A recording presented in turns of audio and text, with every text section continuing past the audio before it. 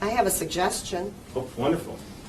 Because it'll be impressive enough. The fact that this child has not gotten any immunizations previously Yes. means this poor child will have to be tortured with 6 different injections at the same time. And if you would like to put those 6 up at the one visit, at her first visit to get all these immunizations, I'm happy to do that. A child at their 6-month shot, they would receive DTaP, correct? Correct. They would receive polio. Correct. Hep B. Correct. Pneumococcal? Yes. HIB? It depends. It depends on the product that was used in the first 2 sessions. Same issue with catching up a 2.5-year-old, right? Same choice. Same Okay. choice. Yeah, in this case, yes. And at 2.5 years of age, you're saying getting 6 vaccines is torture, but a 6-month-old would have to receive, we just counted 1, 2, 3, 4, 5 vaccines, correct? Aluminum adjuvants are used in vaccines, correct? Correct. Why are aluminum adjuvants used in vaccines? Because they make the vaccine more effective. Okay, and how do they do that? I don't know. Okay. What's an antigen?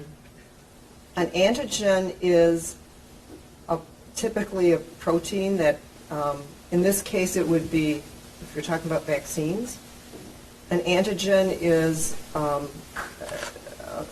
protein that causes a reaction, and oftentimes is an infectious agent, but not always. Isn't it true that an adjuvant will not only bind to the target antigen that's in the vaccine, but also to the impurities and byproducts such as the animal and human parts left in the vaccine of the manufacturing process? You're asking me specifics about physiology that I am not, that's not my area of expertise. But okay, so you're not aware that there's a difference between the form that aluminum, so when it's ingested, it's taken up in ionic form. When it's injected, it's in these nanoparticle forms. And in contrast, injected aluminum are nanoparticles, correct? They're there to create an irritant to the immune system so that the vaccine creates antibodies. And so they're actually these nanoparticles that are in the vaccine, right? Or do you not know? You're talking about specifics that are very detailed. Are the details important? I mean, you said that... Not in this case, because we're talking about a metal. It is not concerning to me because the amount of aluminum that we ingest in general, just through our diet, is much higher than what we get through vaccines.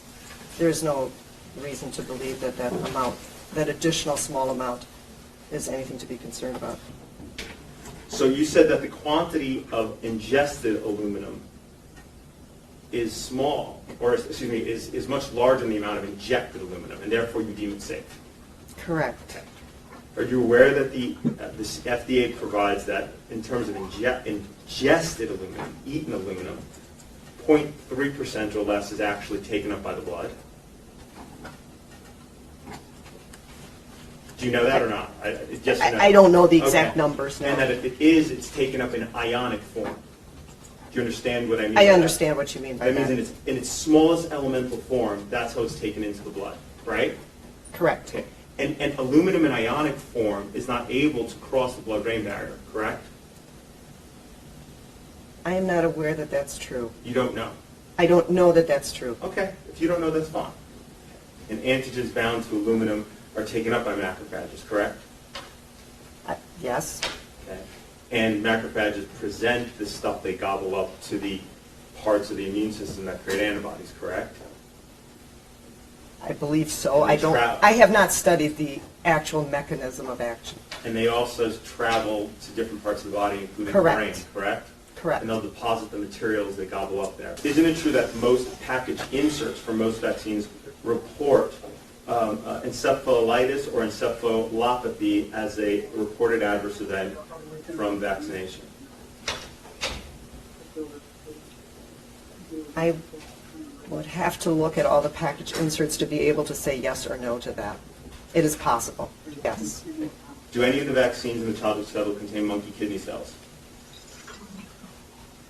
I do not know. Blood serum from cows? I do not know. Guinea pig cell cultures? I do not know. Gelatin from pigs and cows? I don't know. MRC5 human diploid cells? MRC5 human diploid. Those are specifics that I typically do not. Are you aware that MRC5 diploid cells are cells cultured from the lung tissue in aborted fetus? I am aware that there are two vaccines out on the market, the MMR and the VZV, that have that use a cell in the production of it, use a cell line from aborted fetuses from 1962 and 1966. Those are the only two aborted fetus tissue cell lines that are used. Isn't it true that there actually has recently been a new cell line, human cell line from aborted fetal tissue that's been approved for use in vaccines? I am not aware of that. Okay. And none of the aborted fetal tissue culture cell lines actually end up in the vaccine product? The vaccine doesn't have cells in it. The cellular pieces from the aborted fetal That tissue is potentially possible, yes. Okay. Isn't it true that in fact there is more of that cellular debris in the MMR, for example, than there is actually antigen? I don't know. Okay. Isn't it true that that the Havrix hepatitis A vaccine, the hepatitis A vaccine contains millions of fragments of human DNA? Possible? I don't know. Isn't it true that Varivax, the chickenpox vaccine, contains approximately 1 trillion fragments of human DNA? Again, if Dr. Plotkin says it does, then I will agree. Isn't it true these 74 aborted fetuses had almost every piece of their bodies, including skin, tongue, and heart, cut into little cubes to be used for culture? I'm not aware of any studies that Dr. Plotkin, the specifics of any studies that Dr. Plotkin did. What principles and methods did you rely upon in reaching your opinion regarding vaccine safety?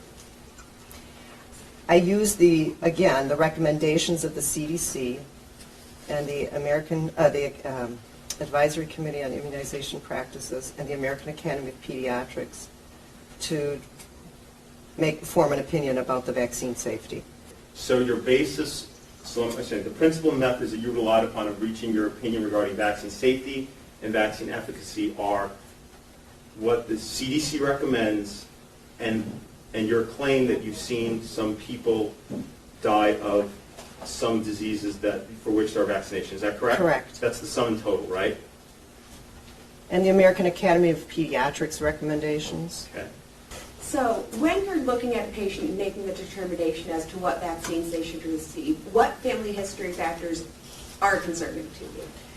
One of the big family history factors that I would take into consideration is there a history of anybody who's immune suppressed?